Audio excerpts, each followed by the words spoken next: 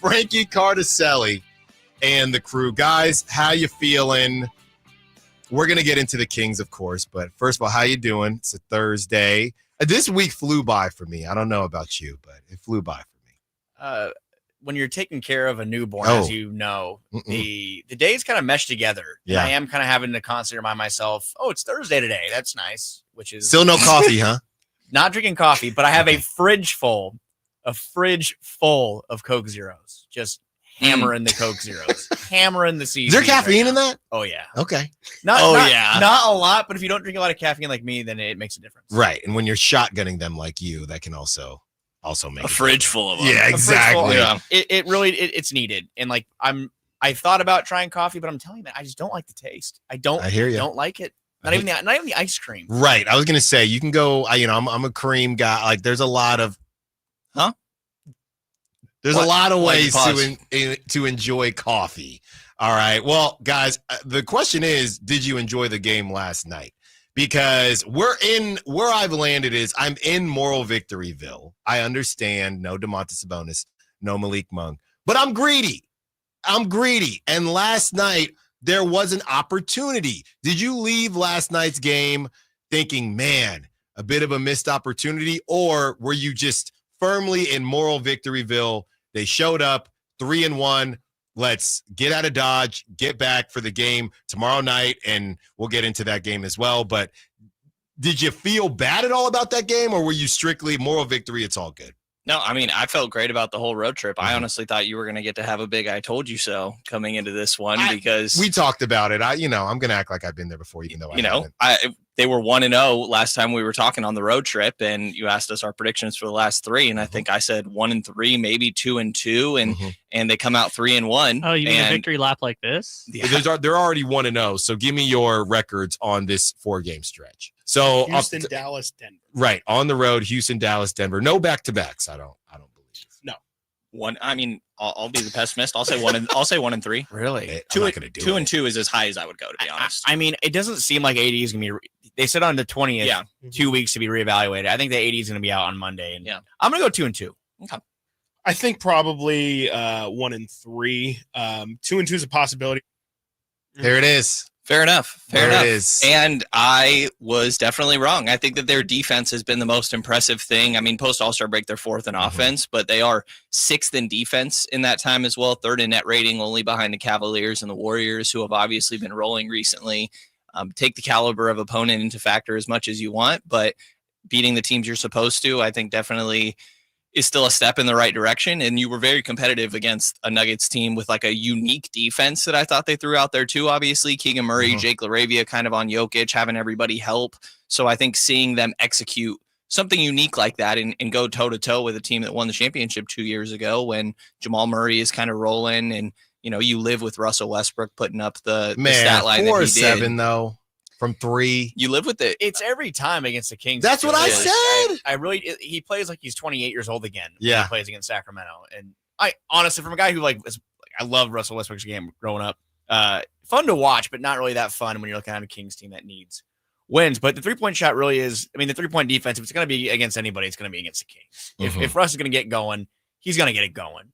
But quick thing on Russell, though. One thing I know, talking about the defense, the main play for me last night where I was just like, oh my goodness, and he's been playing really well as of late.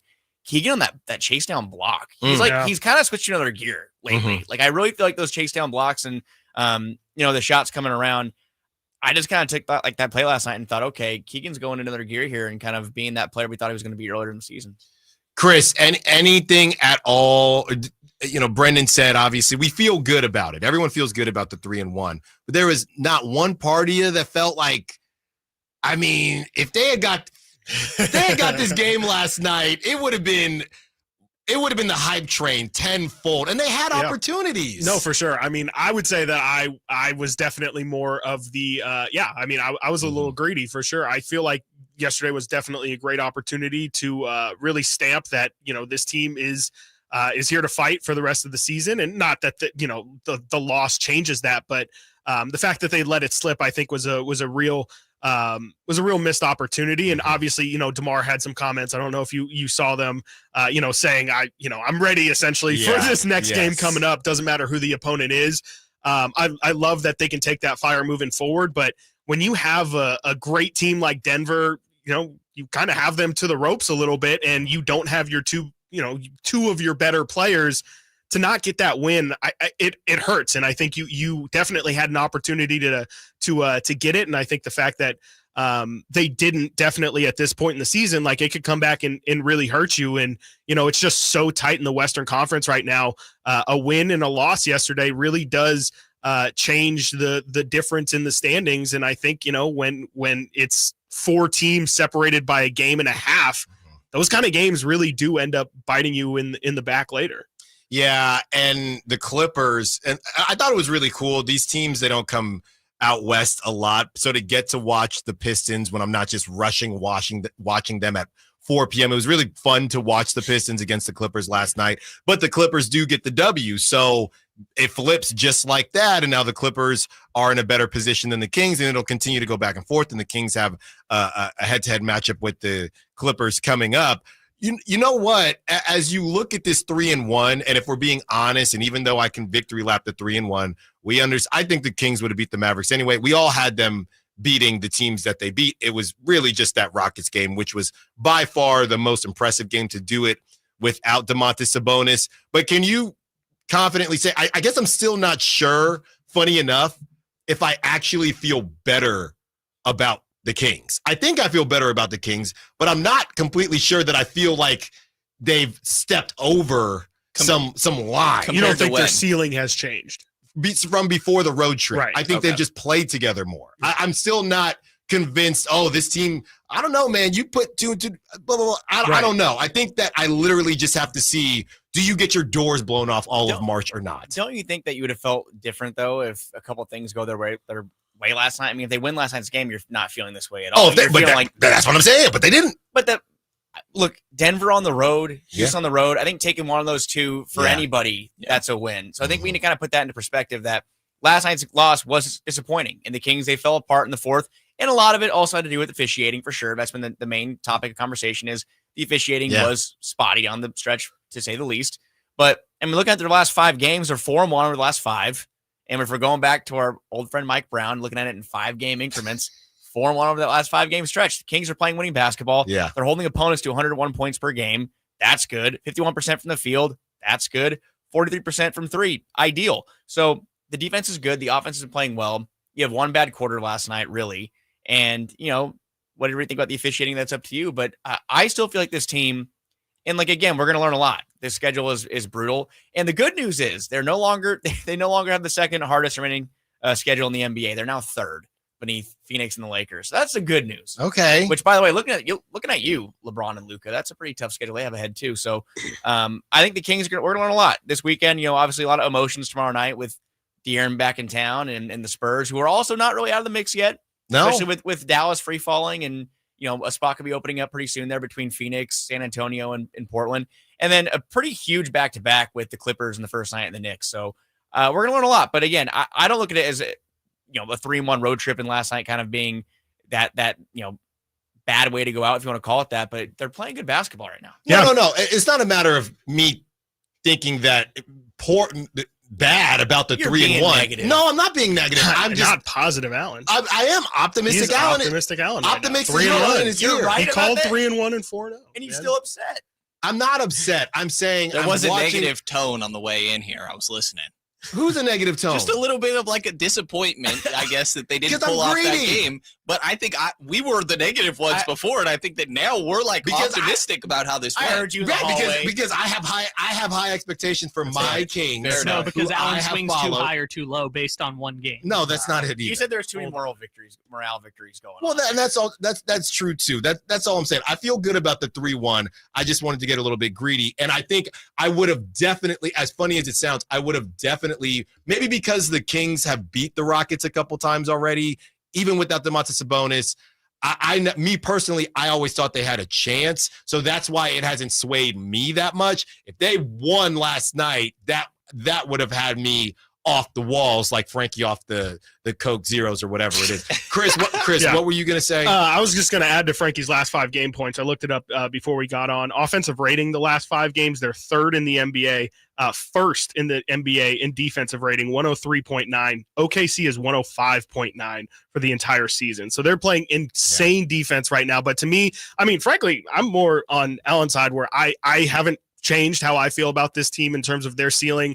I think it's a really good stretch of wins, but even saying that, like, to me, the last 5 games just really highlights that they're still figuring it out. And I think anybody who says that they know exactly how good or how bad this team is going to be, I think that's just not, it's just not a thing. Like, I think they're still figuring it out. And I think those numbers really highlight that they are coming together right now, but there's going to be some regression at some point here. And, over the last 10 games, they're 8th in offensive rating, 12th in defensive rating. I think at some point it's probably going to level out to something like that. But I just don't think we know exactly what this current group of guys is capable of doing. And I think we've definitely seen the best of it these past 5 games. But like you also said, Alan, like, they got some tough opponents coming up, and it wouldn't surprise me if, in next week or if in 2 weeks, we just completely change how we feel. But I just think that the real answer is they're still figuring it out right now.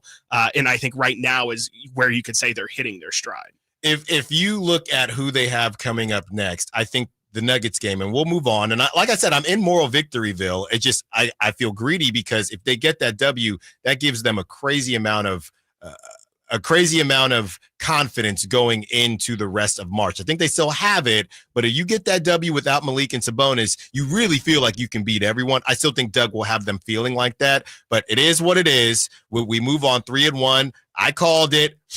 Great on them. We move forward to on you, though. That's right. The meat of March Madness coming up for the Kings. Do the guys agree with me about the stagnant Kings offense? Too much DeMar or not enough? Down South, Sactown Sports.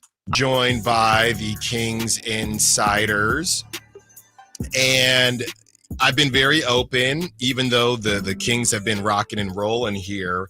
I've been very open about the sustainability of the Kings offense, right? And how sometimes it can be a little DeMar DeRozan heavy, even with Domantas Sabonis and Malik Monk playing, but especially with them out last night. Guys, where are you at as far as I was calling it the chicken or the egg? Was it a lot of DeMar because other guys weren't showing up, or were other guys not showing up because it was a lot of DeMar? You mean last night specifically? Last night specifically. Gotcha. But even in general, when we have these conversations. I mean, I think that DeMar is sort of the one that doesn't, I guess, fit or do it within the flow of the offense, right? Mm-hmm. But that's who DeMar DeRozan is. And when you're against the Nuggets and he sees a matchup like Jamal Murray that he obviously was going at last night, it seemed like specifically coming out of halftime, he wasn't rolling that much. And it was like, all right, let's feed DeMar a lot here. But they were winning. They were, but it doesn't. You were winning in that first half. A lot of it was like Jake LaRavia had like 15 points. Keon Ellis had a stretch of 9 points just in a burst. And it's like, those guys probably aren't going to keep it up in that second half, and you need your stars to get rolling. And I thought that you would have liked DeMar to have more of that in the fourth quarter compared to the third, obviously. Mm-hmm. But I think it makes sense there's going to be certain nights where you want to feed that mismatch. And I thought that he was effective in taking advantage of it. It was just that fourth quarter, it got a little messy, I think, for the Kings in general. Turnovers, and Denver is one of the best, if not the best, transition team. So I think it's, it doesn't really answer your question, but in my mind, it's kind of what you sign up for with the DeMar DeRozan experience. Yeah, I mean, especially when they're down bad as much as they were, right? Like, right. I mean, they don't have Malik, who's their primary ball handler. They don't have Sabonis, who's kind of their, you get stuck. You just kind of throw it to the big man at the top of the key, and, you can at least work around him or reposition or something. Like, when you don't have those two really big focal points of your offense, the offense is going to look ugly. And I think it's kind of a miracle, frankly, that it looked so good the first half. Like Brendan said, like, you got lucky that I shouldn't say lucky, but you got fortunate that Jake LaRavia, had the first half that he did, that Keon had the first half he did, because frankly, when you don't have your main point guard and the guy who has the ball probably the second most in his hands, like, you're going to have a lot of really ugly isolation, slowed down basketball, and that's DeMar DeRozan's calling. And, looking at the numbers really since the De'Aaron trade, DeMar's been the team's leading scorer point blank period. And even since Doug took over, it's been DeMar's show. So it kind of, I guess, should be expected. Like Brendan said, it kind of comes with the territory especially when you're down as key pieces as they were down last night. Post All-Star break, 24.5 points for DeRozan, leading the team in shot attempts as well, 17.5, 2 more than Levine there, 48% from the field, 48% from three, and 94% from the free throw line. Yeah, I feel like it's not really that much of a problem in my opinion. Again, when you have DeMar DeRozan, that's what you sign up for. And I tweeted it a couple of games ago that I think it was in Dallas that he was kind of going through a little bit too many ISO situations, and that's just kind of his game. And I had to kind of remind myself about that. Okay, what else is he going to do? He is a guy who can move the ball around. He was, I think, 5 assists per game last year, and this year he's maybe a little lower, but 5 assists per game since De'Aaron's traded. Perfect. So he has that in the bag. But like you guys are pointing out, I mean, at a time where Malik, who right now is their third now with Levine here, scorer, Domas, who definitely has been, a near 20 point per game scorer all year, that kind of puts a little more, weight on DeMar's shoulders. And he kind of has to see those field goal attempts go up and see those shot, making opportunities go up as well. And like last night, the 3-point shooting finished 4 of 6. I mean, is he someone that's a 3-point shooter for his career? Not really, but 36% this year. I mean, he is now. That's one of the more underlying storylines is that DeMar DeRozan's been a very good 3-point shooter this year on decent volume on 3 attempts per game, which that's the most he's taken since 2018. So definitely something that the Kings need right now, especially with Malik out. But, if you get Malik and Domas back, you still kind of, like you said, you want to figure out what the actual flow of this offense is going to be and what this team looks like, because it's kind of interesting now that the Kings now are going to go, probably another 2-ish, maybe 3 more games without Domas. Hopefully not longer, but I mean, it seemed like he was in the court yesterday getting shots up, and Domas can create shots for their players, and if not, DeMar's got to bring that ball down because the Kings don't have a traditional point guard, especially with Malik out. They don't have a traditional point guard. DeMar and Zach are kind of taking turns being that guy. DeMar's got to be shooting 60% on shots where his foot's on the line. Oh yeah, without a doubt. Like Mitch 90. Richmond, man. Yeah, without a doubt. There was a sequence in the game that was just crazy yesterday where DeMar hit a 3 and then Russell Westbrook hit a 3, and it was what year is is going on here? But yeah, that could be any year. No, honestly, but yeah, great stuff, Frankie, and I hear where you're coming from. For the Zach LaVine piece, I got some heat yesterday on social media for kind of coming down Zach LaVine's road, and I understand player of the week, but the reason I feel good about what he did, sure, but I am looking at what the Kings did and who he did what against. A game like last night, do you chalk it up to everyone is still trying to figure things out, or would you have liked to see, hey, because I've even turned it on Doug Christie. Is this a Doug Christie thing where it's, hey, get Zach going a little bit here? It's a little bit too much DeMar. You can sign up for the DeMar experience, but maybe you could still reel it back a little bit. And maybe if you got Zach going a little bit earlier, who knows how it ends. So I came off like I was coming down Zach's road because of his paycheck, not the pocket watch. But in reality, I think it's everyone involved to say, hey, sometimes we're all getting kind of caught in this DeMar DeRozan lull. Yeah, I mean, I think Levine hasn't scored more than 22 in his last 4 games, 20 last night, 22, 20, 22 over the last 4.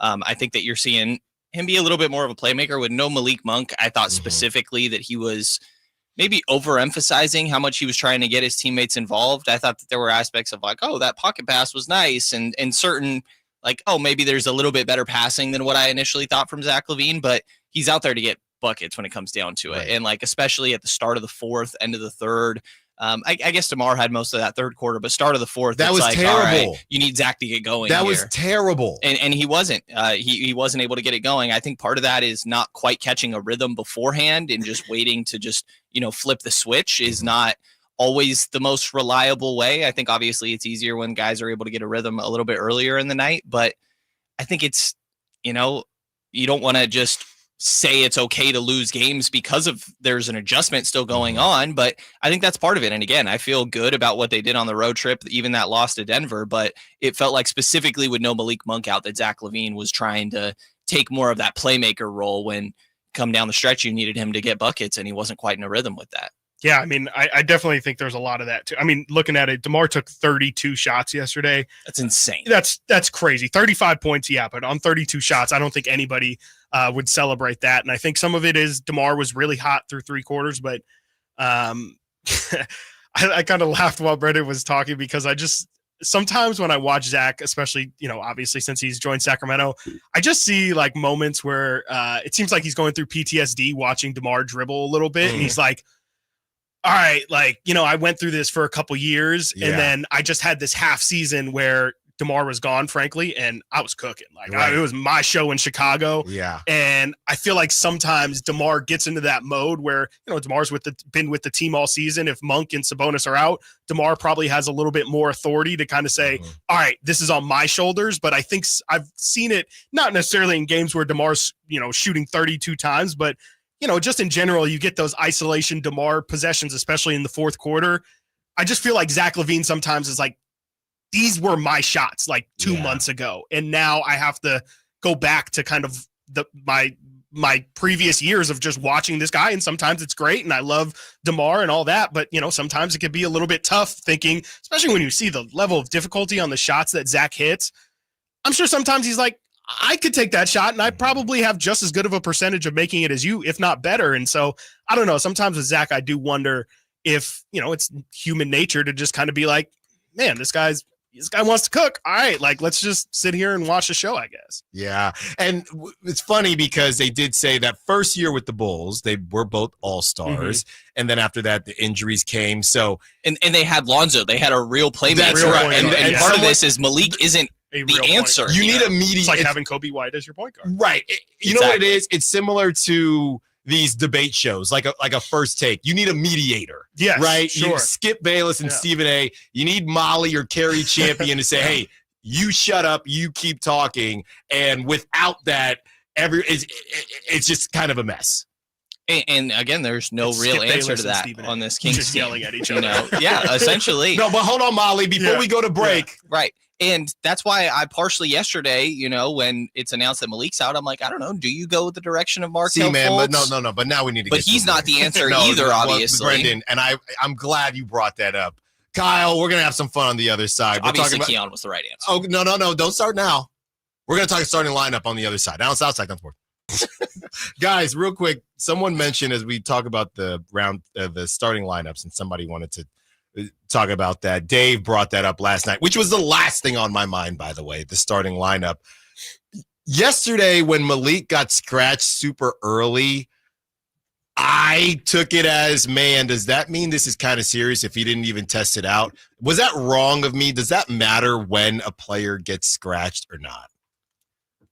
It depends what we're talking about. Like if somebody's coming back from an injury and you see them be a late scratch, it's like, okay, they're progressing. It would be encouraging if you saw Domas be a late scratch right now, I would say. Sure. If it's something like concerning and long term, way before the game. But that's that's what I'm saying. Jokic was questionable basically up until game time. It means you're almost good. If it's not to be all cliche, if it's a playoff game, he's probably out there, Okay, so let me ask it in a different way. Do you think Malik will play tomorrow? I mean, we'll know in like 5 hours. The injury report's out. Yeah, I think there's a good chance. There's a good chance, but look, for something like that, we'll know. But look, for something like that, like for Jokic, who he hurt his ankle 2 days prior, it was questionable. He clearly was going to go test it out, and they waited. They took it down to the wire. By the way, Mike Malone told the media, I think an hour before tip-off, that they're still waiting to see how Aaron Gordon and Jokic were doing. Those are kind of tricky things, ankle sprains. Now Malik hurt his toe, a toe sprain, and giving him an extra day. You're in the elevation. You're on a road trip, right? I think they had today off. I'm pretty sure, or at least they didn't have media availability. So I think that it's simple as giving a guy an extra day. And I think Malik is someone who wants to be at his best. The Kings have a back-to-back coming up. You want to limit the damage there, and Is it because you want to see Malik go up against Fox tomorrow night? I think Malik wants to see. We already are not going to get Sabonis in the battle of Instagram. We're not going to see that. Battle of Instagram. Markelle Fultz versus Fox doesn't do it for you. No, the least we could see is Malik versus Fox. That's how I know whether or not this is a serious for Malik. Because if he doesn't play tomorrow night, that means his toe must be jacked up. Because there's no way to keep that man off that court. Well, he tomorrow. Checked back into that game as well. He did. I mean, he did. So played 30 minutes. To answer your initial question, Alan, I would say that it probably says that yes, his toe probably wasn't great yesterday. Like it was bad enough to the point where, like normally they would test it out and see, okay, like we'll give it a couple hours and we'll see, okay, you can go through warm up. And when you go for layups, if you're pushed, do we even know which toe it is? Like, is the big, right? The right foot. Like, is it his big toe? Like, I mean, because that kind of matters too. Like, obviously, you take off, like your big toe probably. I thought it was more, big toe, but I don't remember where I saw that. They don't specify that. They don't. On the injury reports. I think when it's either big or pinky. I assumed he would have been able to play. They'll indicate it when it's your hand, but not your foot. Metatarsal. It's not going to be your middle toe. Anyway, point is, I think it's bad enough that they were like, this doesn't even need to be tested. Like, we know it's not good enough. You're out. I don't necessarily think it says anything about his availability tomorrow, but I think it definitely says that as of yesterday, it was to the point where it wasn't even worth testing. Yeah, I don't like it. I'll put it to you like that. I mean, yeah, it's not. I definitely wouldn't take it as a positive that he got scratched so early. Yeah, I don't like it, but they still kind of powered through, and that leads us right up into our starting lineup conversation. I don't know about you guys, but that was the last thing on my mind, and I'm scrolling, and it feels like we haven't talked about it in a little bit, maybe due to injury and maybe due to the Kings winning, but everyone's favorite morning host, Carmichael Dave, said something to the effect of what we've seen before. I don't necessarily want Malik to not start or to come off the bench, but man, it's hard to see this start from the Kings and not want Keon to play as many minutes as possible. Now, I agree with Keon playing as many minutes as possible, but we've already talked about the point guard situation, and as much as Brendan wants Markelle Fultz to be the starter, there's just not enough players on the court that can touch the paint. And I came away from last night saying or thinking to myself, you know what? Malik hasn't been great, but there's definitely something there. And he's definitely, I keep on comparing him to an infielder playing shortstop that is probably a second baseman, or a center fielder that's probably a right fielder. He might not be a pure point guard, but watching a game without him, and again, you don't have the same open shots because nobody is touching the paint and spraying. I did not leave that game thinking about this Keon starting over Malik at all. I don't know if anybody else did, but I did it.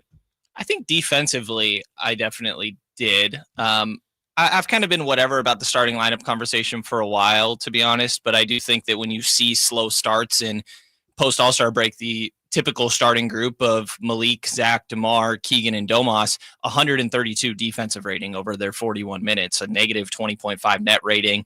Like, it's not the most encouraging. Obviously, we're talking about a very small sample there, but there's an aspect of like too many cooks in the kitchen. I think sometimes when you look at that starting group, and Keon is a guy that very much fills a role offensively and allows the other guys to feel more comfortable. Okay, this is my sort of moment, rather than, trying to figure out of who's had how many touches as of late. And Malik does help with that paint touches and creating other shots, but it could have also just been him trying to cook a little bit in isolation, and that just means less shots for DeMar, and maybe there's the same outcome in that aspect. So while I see what you're saying, there is an aspect of me that very much wonders if Keon Hellis in place of Malik Monk in that starting lineup would make a lot of sense. You're obviously relying on Zach LaVine and DeMar DeRozan to be more of the playmakers. We just talked about Zach falling too much into sort of being a distributor rather than a scorer, but it's sort of the nature of this team construct. I think you don't have a traditional point guard. I guess Markelle Fultz is the closest thing, and I'm not advocating to be starting him as much as you want to put that out, that I am. So, I think that there's questions, but I think more than anything in my mind, it's like, all right, Keon needs to be closing these games. Yeah, I mean, okay, yeah. Looking at the minutes too, it's like during Mike Brown's tenure here, Keon was at 19.9 minutes. Just since the De'Aaron Fox trade, he's already up to 27.1 minutes. So, and I think under Doug, he's somewhere around in the middle, 24 minutes. he's definitely gotten an increased role, and I think you're just going to kind of keep spoon feeding him until I think you feel like it's too much. But I think we're at the point now where who's he taking minutes from? Like Keegan's already at 30 minutes per game, which is down from what it was previously. Malik has naturally gotten more minutes because De'Aaron's gone, but I guess you're taking those minutes away from DeMar, but that kind of becomes the conversation that we had earlier. How comfortable do they feel, particularly in the fourth quarter in general, without DeMar DeRozan out there? They lean on him so much to score in that quarter. I kind of feel like they feel afraid to stagnate if they take him off the floor. But to me, that's the part of the game where I think Keon needs to be in most, to Brendan's point. And I don't know who they take those minutes away from, because I don't think it's going to be Zach now. I don't think it's going to be Malik. It could be Keegan, but Keegan started to play so well recently. And then we know that, Domas and Keon don't really clash in terms of minutes. So I feel like DeMar's the only one that I could really see him taking minutes away from. And down the stretch here against the best teams in the league, I kind of feel like they're going to lean even more into DeMar. And by the way, DeMar's at like 36 minutes a game right now. Played 42 last night. Yeah, since De'Aaron's trade. Yeah. You have to have DeMar on the floor to close games, right? Like he's your closer with this group, unless you're ideally, like Zach or Malik. he leads the NBA or whatever. He's up there in fourth quarter scoring, but you've got a lot of other scorers out there. Like That's the thing. Like what if DeMar is your scorer down the stretch? What's Malik doing? What is Zach doing? Like, we know Keegan can do other things. Domas at least out there to rebound, set screens, get the ball moving, but if you're going to default to, and as we saw the experiment this entire season, I don't think you can have two clutch guys, right? DeMar, De'Aaron didn't quite work out too well. Seems like to me you can only have one guy that you really funnel everything through to in the clutch. If DeMar's going to be your guy, I think that comes at the expense of some other guys, but maybe that makes Keon a little bit easier to insert. Quick side note, 2-minute report from last night's game. Clean bill. No inaccuracies, no incorrect calls. They really are kind of like, what is the point of them? I guess, like, I don't really understand what the point of a 2-minute report is. I think some players have even said that too. Like, what's the point of it? You got it wrong. Great. Now we get to know you got it wrong. Like you're bad at your job. I guess transparency. I kind of like what Steph Curry said of like, they grade and report these refs each game. Like, we should see those. Let's make them public, That would actually be interesting, because I guess this is kind of like, because that's even it doubles down on like I think the idea here is transparency, but how much are we really getting if it's 2 minutes of a game? Yeah, and also like last night was larger than just the last 2 minutes. Like I think most of that happened actually was like earlier in the fourth quarter. Right, like that DeMar fast break wouldn't have been in it anyway. Yeah, and like the Jamal Murray play on DeMar going to the basket wasn't in there. I mean, Jake LaRavia had a couple drives to the basket. It doesn't do it justice, man. It doesn't. I mean, the Kings and 2-minute reports just don't go together very well. Chris, you brought up a good point, and I know we're up against it, but it also reminded me of it's funny because the whole idea of, you have all these scoring options, that's just not what we've seen with the Kings in the fourth quarter, right? So the guys you just named off, Zach LaVine, DeMar DeRozan, Malik Monk, all average defenders at best, if we're being nice about it. So now you have 3 out of, and Domantas Sabonis is right there with them, right? So now 4 out of your 5 guys who are average to below average defenders are playing in the fourth quarter with only one guy taking majority of the shots. Yeah. That doesn't make a lot of sense. No, it definitely doesn't.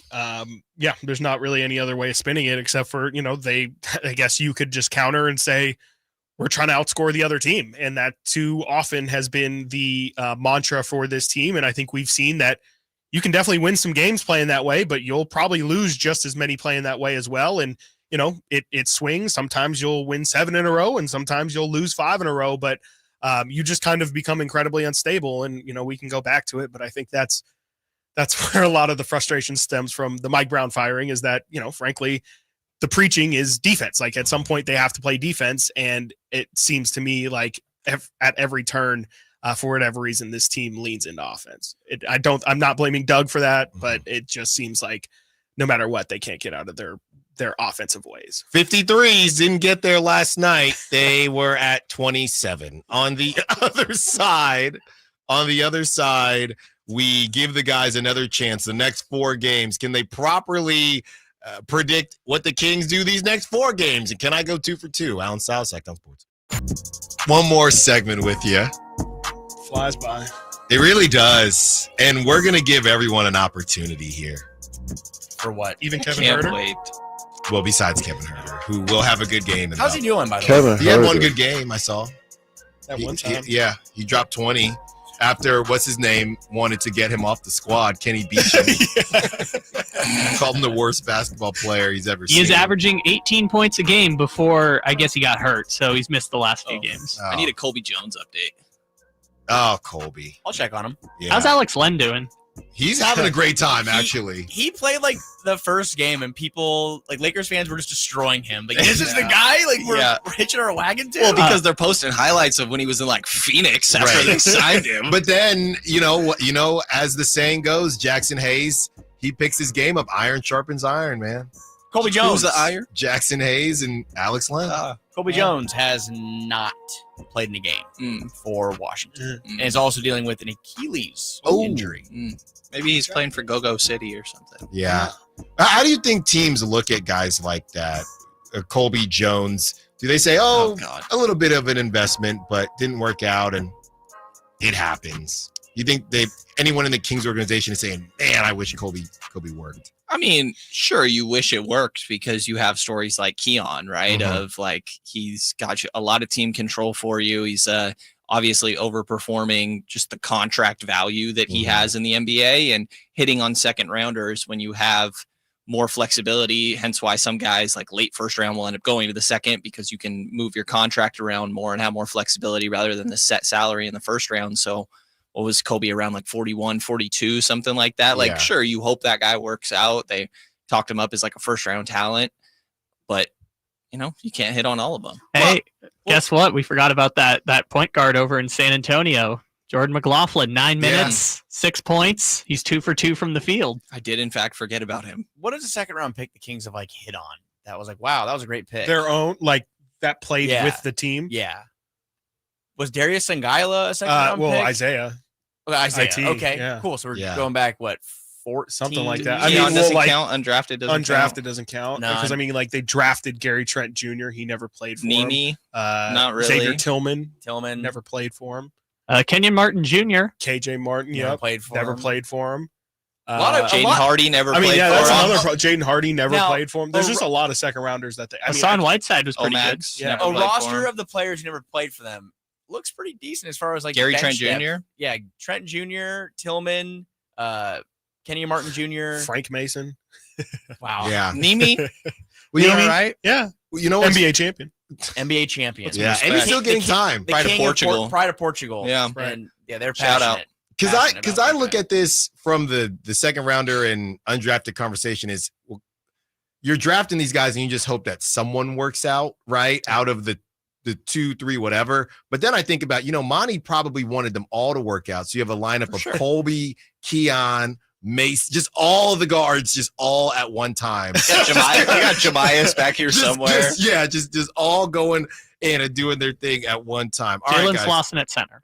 All right, guys. Bob, Jalen Bob Slauson. Woodard, power forward. Yeah. There you go. Let's see how you fare these next 4 games. We're going to do what we did last week, look at the 4 games and give our predictions. Okay, now the 4th game, the Warriors, we will talk before then because it's on Thursday, but we're going to include it anyway because 3 is no fun. You get the Spurs tomorrow night. Obviously, we don't know about Malik and his toe, and Domas and his hamstring will be reevaluated around March 10th, a couple days here. You host the Spurs, you're at Clippers, you host the Knicks back-to-back. One thing to remember, Karl-Anthony Towns back with the team. Didn't know how long that was going to last, so he's back with the Knicks. And then you go to the Bay Area to take on the Warriors. Let's start with Frankie. I said 2-2 last time. Oh yeah. I'm gonna go 3-1 this time. Wow. I'm gonna get a I little beg greedy. your pardon? I'm gonna get a little greedy here. Where? I think the Kings should take care of San Antonio. They have to, and I'm saying like the most important game, in my opinion, of these next 4, even more than the Warriors game, because that's a split. If they lose that game, they're 2-2. Right. You need to start getting even with the Clippers. If Mhm. that comes down to that April 11th game, they play the Clippers April 11th, and imagine if it's 2-1, they're tied for a spot. You can go The season series right now is 2-0. 2-0. Yeah. Yeah. So I think that's a big important game for them. And then the Knicks game, I'm kind of looking at as the one. I don't want to say guaranteed out, but also 7:30 tip.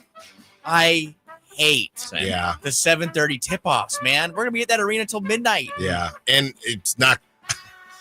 Yeah, I don't feel good about the games against the Knicks. No. I won't be there until midnight. Just fair. Brendan, I think that I'm gonna risk making the same mistake and go 1-3. I think that it should be this Spurs game be the one that you win, and 2-2. Totally possible in my mind as well here. Sounding like a broken record after hearing my last predictions here, but no class, no balls. I mean, I think that what a drop. We definitely need to see this defense remain impressive as it has been. Again, I mentioned the caliber of opponent before, and you did against Denver, which I thought was your most impressive showing for sure on that end. But this is where, we talk about the schedule getting difficult. This is where you start to feel that a little bit. I'm interested to see how De'Aaron plays in that Spurs game, which makes me want to not chalk it up to just the easiest win. It probably should be still obviously in their favor. Yeah. But a tough stretch here where I think 1-3, 2-2. If I have to pick one, I guess 1-3. Yeah. Ooh. I mean, I hear you. I definitely hear you. I also hear him. I will say 2-2 with a leaning more towards 1-3 if it's got to be on either side of the fence. Everything the guy said, definitely true. San Antonio feels like the one to get. Clippers would be, I think, the biggest win to get because of everything with the standings and the fact that they're a little bit down too. I just saw James Harden, I guess, had a 40 or 50-point game the other day. No Norm so that's Powell. A little scary. No Norm Powell. No Norm Still got Powell. Kawhi out there. Still got James Harden out there too. And Zubac has been playing amazing. I saw he had 35. I saw he had like a 35-point game the other day. Valanciunas is not going to have fun with him. No, that's going to be a tough one. That should be interesting. So I'm going to say 2-2, but if I had to pick one, I would say 1-3. This is unfortunate, and I was bold before, but there weren't injuries before, and so that's kind of my cop-out. It is 2-2 because I refuse to believe that the Kings lose to the Clippers, the Knicks, and the Warriors. So it is 2-2 because they're getting one of those games. I just don't see them getting two of those games. I mean, the whole time I've been covering the Kings, they haven't even been competitive against the Knicks. So I just have no reason to believe that. I think the Warriors maybe a little bit of fool's gold with some of the teams that they've beaten, but I do think they are still carrying that level of confidence against the Kings. They killed them last Can night. we- I mean, they I don't know if smacked that's. them. I feel like that's going to be more of the same than They Kings need a new- looking for get. They're going to look for get back. But, They need a new game plan. The don't Kings do. They've done it. They did it twice. Let's just crash on Steph. Everyone forgets they almost lost the first time they did it to Guy Santos and Quentin getting Post. minutes. Shout out Guy, man. Shout out Guy. Can we He's all getting real minutes. agree though that you have to? I don't want to say must win, but you have to win tomorrow. You can't let De'Aaron Yeah. Fox come in and cook you for 30 plus and lose to the Spurs at home. I mean, even from the injuries or standings not. perspective too, it's like you can't lose games against bad teams anymore. well, like but- you play way too many good teams to lose to bad teams at this point. And like the Spurs are behind the Kings, right? I mean, yes, but 100%. still- I think but they're 11th or 12th right now. they're 5.5 games back. 13th. But 13th. they're 5.5 games back. You lose tomorrow. They're 4.5 back now with 20 to go. Like, just don't mess around with it. Like, take care of business. Phoenix could come back at any moment too. I mean, I they think look like those a teams are mess right cooked. now. I'm I not think so gonna lie. too. I mean, vibes wise, they're an absolute nightmare. Remember the vivid memories? Well, remember the vivid memories. Remember when DeMarcus Cousins came back with the Pelicans and just destroyed the Kings? Absolutely. 46 points, 20 rebounds, I think, something crazy. Yeah. We can't have that replicated tomorrow night. 40 ball with 8 fingers. No, And he's going to be going, he's going to be trying to kill whoever's guarding him. he is, but Keon is clamping him. I mean, come on. It's going to be the Julian Champagny game, guys. Well, no. Let's see. Untouchable Stephon Castle. Let's see Devin Vassell. Let's see Who said Jeremy Sohan. Clip this, Kyle. Be You know ready. they play this Be in ready. the arena, right? Jeremy There's already Sohan. been like 3 Julian Champagny Those guys are gonna be games. in How the many more can there bathroom be? That's true. being like, Oh, "What's this guy saying?" Also, Spurs Kings. If they lose, I mean if I'm not mistaken, they've already lost twice to the Spurs, and the Yeah. one time they beat the Spurs, Wemby didn't play. Yeah. So I don't think it should matter, but you wouldn't have the tiebreaker if At this things point, would have went terribly wrong. Yeah. at this point in the year, you have to take every tiebreaker you can get. You can't really think the hypotheticals. Like they can again, the Kings' schedule is what it is. I think the Spurs have a significantly easier schedule, and you never know. Maybe Fox goes on a generational run. Can't be tomorrow night though. You can't have it happen tomorrow night. Yeah, I have 2-2, but I'm leaning more towards 3-1. I think maybe they're just due against the Knicks, and they're going to beat the Clippers or the Warriors. Thanks, guys. There's never enough time. Brendan Nunez, Frankie Cardicelli, Chris Watkins. Be sure to follow